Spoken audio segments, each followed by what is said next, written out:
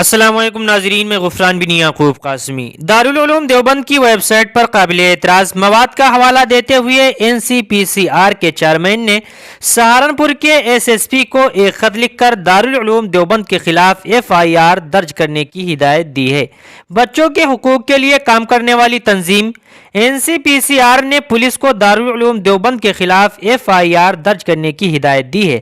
NCPCR chairman قانون گو نے سہارنپور کے SSP کو لکھے گئے خط میں کہا ہے کہ دارالعلوم دیوبند کے فتوے میں دہشت گرد تنظیم غزوہ ہند کا ذکر ہے، جو کہ قابل اعتراض ہے۔ امر اجالا کی ایک رپورٹ کے مطابق اپنے خط میں قانون گو نے لکھا ہے کہ دارالعلوم دیوبند نے غزوہ ہند کو ایک جائز ادارہ قرار دیا ہے۔ اس کی ویب سائٹ پر مبینہ قابل اعتراض مواد کے تعلق سے اتر پردیش حکومت کو کارروائی کرنے کی ہدایت جاری کی گئی ہے۔ قانون گو کے مطابق ویب سائٹ پر جو باتیں لکھی گئی ہیں وہ NCPCR کے لیے تشویشناک ہیں۔ فتوے میں غزوہ ہند کی تصویر پر بحث کی گئی ہے، جو مبینہ طور پر ہندوستان پر حملے اور شہادت کی حوصلہ افزائی کرتا ہے۔ اپنے خط میں انہوں نے جسٹس ایکٹ 2015 کی دفعہ 75 کی مبینہ خلاف ورزی کا الزام بھی عائد کیا ہے۔